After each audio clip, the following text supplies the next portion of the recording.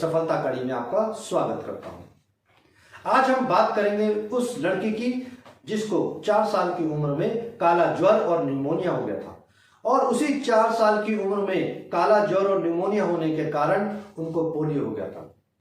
Doctor ने बोल दिया था कि ये लड़की कभी चल नहीं पाएगी। उनकी माँ जो एक आया का काम करती थी, सिंपल एक गृहिणी थी और उनके पिता एक क्लर्क का काम किया करते थे। जब 4 साल की उम्र में उनको निमोनिया के कारण पोलियो हो गया तो डॉक्टर ने बोला कि ये लड़की कभी अपने पैरों पर नहीं चल पाएगी, क्योंकि उस समय पोलियो एक बहुत बड़ी बीमारी समझी जाती थी। डॉक्टर ने कहा कि ये दौड़ना तो छोड़िए, अपने पैरों पर खड़ी भी नहीं हो पाएगी।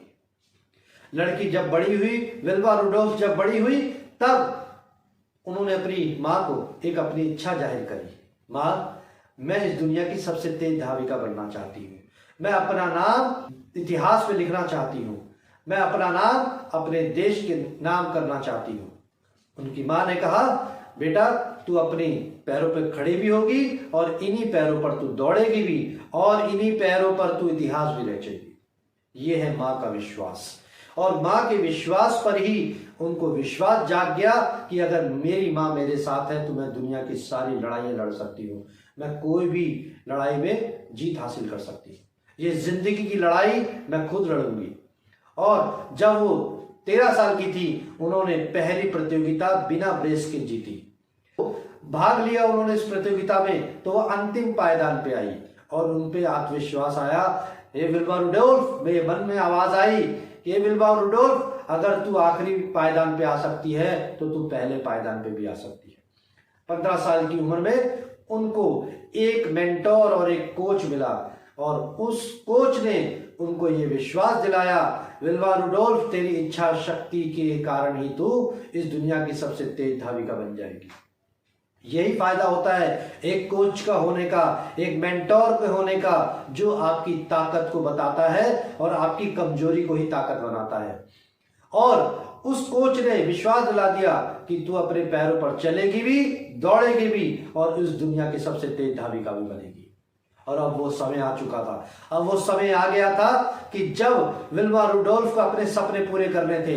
1960 का रोम ओलंपिक, पूरा स्टेडियम खचाखच लोगों से भरा हुआ और विल्मा रुडोल्फ अपने वही पोलियोग्रस्त पैर से आगे बढ़ती हुई 100 मीटर रेस पर आप हैरान हो जाएंगे। 100 मीटर रेस गोल्ड मेडल लेकर आई। कौन? Wilma Rudolph. और किसको हराया? उसी तेज धाविका को जो दुनिया की सबसे तेज धाविका थी, जूता हैन। जूता हैन को ही 100 मीटर रेस पर हराया और आपका गोल्ड मेडल हासिल किया। 200 मीटर जब रेस हुई तब उसी जूता हैन को हराया और गोल्ड मेडल हासिल किया। और जब 400 मीटर की रिले रेस की बात आई तो उसमें 400 मीटर रिले रेस में सबसे लास्ट नंबर पर खड़ी थी हमारी रुडोल्फ, विल्मा रुडोल्फ। और विल्मा रुडोल्फ ने ही उस जूता हैन को 400 मीटर रेस में हराया और दुनिया की सबसे तेज धाविका बन गई। और 400 मीटर रेस में भी उन्होंने गोल्ड मेडल। विल्मा रुडोल्फ ने ही 100 मीटर, 200 मीटर और 400 मीटर रिले रेस में गोल्ड मेडल हासिल किया था। आखिर इन तीनों मेडल को हासिल करने वाली विल्मा रुडोल्फ कैसे हासिल कर पाई? अपनी लगन, अपनी इच्छा शक्ति और अपने आत्मविश्वास के कारण, अपने मेंटोर के कारण, अपनी उन माँ के कारण जिन्होंने बचपन में विश्वास दिलाया था, बेटी तू कर सकती है।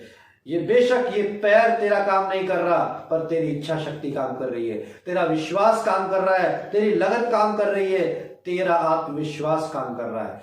विल्मा रुडोल्फ के इस जीवन से हम क्या सीख ले सकते हैं? पहली शिक्षा जो हम इस विल्मा रुडोल्फ के जीवन से ले सकते हैं कि स्वयं पर विश्वास हमें स्वयं ही करना पड़ेगा।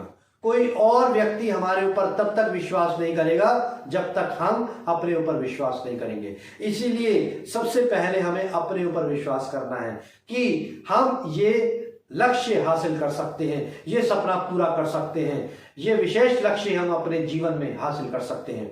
तो सबसे पहले अपने ऊपर विश्वास करना पड़ेगा। दूसरी शिक्षा, इंसान शारीरिक रूप से कमजोर नहीं होता, मानसिक रूप से कमजोर होता है। आप मेंटली स्ट्रांग भी बन सकते हैं, आप स्ट्रांगली मेंटल भी बन सकते हैं, ये चॉइस आपकी है।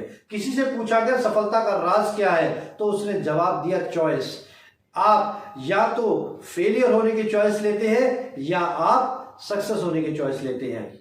तो इसीलिए हमें चॉइस करनी है, सक्सेस होने की या फेलियर जो होने की, ये हमें चुनना है। क्योंकि जिंदगी सिर्फ एक चुनाव है। जिंदगी क्या है? सिर्फ एक चुनाव है। हमें चुनाव करना है, कंफर्टेबल जोन में रहकर फेलियर का सामना करना है या मेहनत करके खून पसीना बहाकर अपने को सक्सेस चुननी है। ये हमें देख।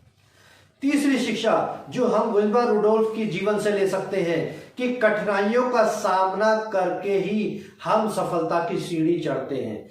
याद रखिए, जो सफलता रातों रात मिलती है वही सफलता रातों रात फिसल भी जाती है। इसीलिए सफलता आसानी से मिलने वाली वस्तु नहीं है।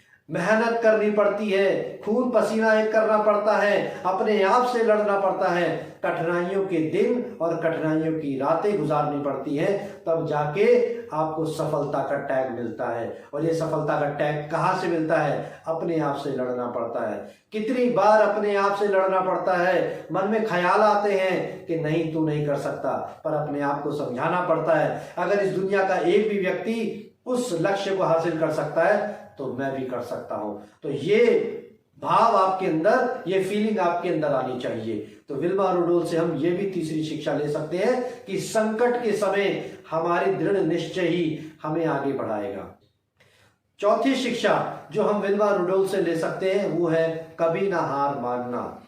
जिसने अपने परिस्थितियों से आगे हार मान ली वो कभी भी जीत नहीं सकता। अगर विल्बर रुडोल्फ ब्रेस के आगे, जो नकली पांव थे उनके आगे अगर हार मान लेती तो वो कभी भी स्वर्ण अक्षरों में अपना नाम नहीं लिखवा पाती, कभी भी वो गोल्ड मेडल नहीं जीत पाती, कभी भी वो अपने पैरों पर नहीं खड़े हो पाती।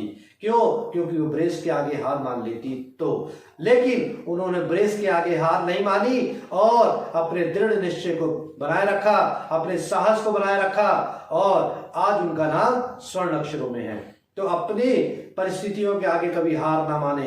कमजोर हौसले कभी भी बड़ी सफलता नहीं दे सकते। इसलिए अंत में स्वस्थ रहिए, मस्त रहिए, पर अस्त व्यस्त मत रहिए।